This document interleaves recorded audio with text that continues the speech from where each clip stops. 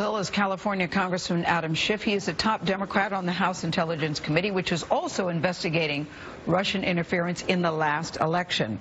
Congressman, thank you so much for joining us this morning. Thank you. So what are the next steps for your committee, and what questions do you have for Donald Trump Jr. today?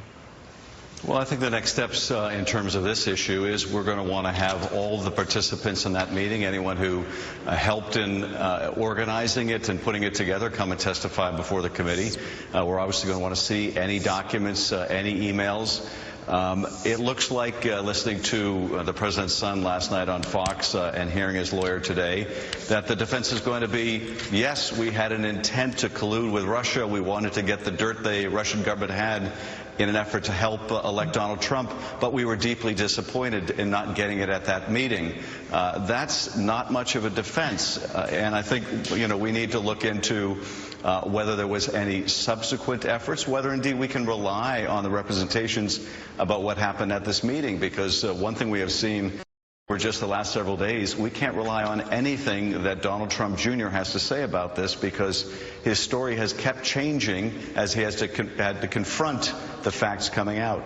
Let me ask you, there's a new report from McClatchy that says the House and Senate Intelligence Committees, of which you are on, are looking into whether the Trump campaign's digital team, guided by Jared Kushner, helped guide Russia's fake news attacks on Hillary Clinton. Can you confirm that? What are you looking into?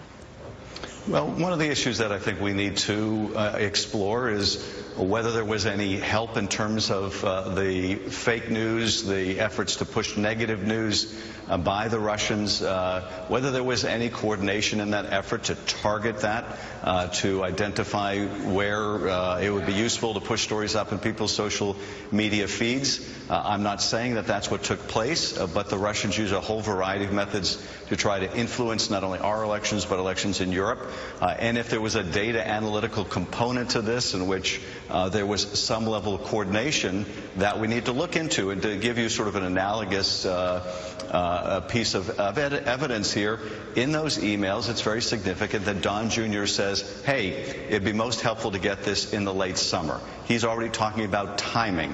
So if there was any kind of coordination on the timing of the pushing of either negative stories or false stories by Russian social media trolls, that's something we need to know. And can I ask you, because you're a former prosecutor, in this federal campaign finance law, there's stuff about soliciting a foreign contribution or in-kind contribution. Does that raise to that level for you?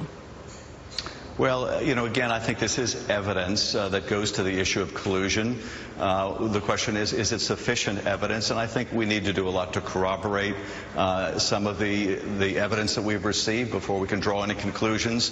But here, I think you have quite plainly, just in the four corners of emails that have now been released and the authenticity is not in question, you have three central campaign people, indeed three of the most important people in the Trump campaign, who go to this meeting with the full expectation of getting help from the Russian government, and indeed have sent a signal to the Russian government they would welcome it, they would indeed love it. They've also made a comment about the timing that would be most useful, and they've talked about, frankly, admitted how disappointed they were that in this particular meeting they didn't get the dirt, the help they wanted from the Russians. So are there issues of whether there was a potential conspiracy to violate U.S. election laws? That is certainly a very real issue that needs to be investigated. All right, Congressman Adam Schiff, thank you very much for your time this morning. Thank you.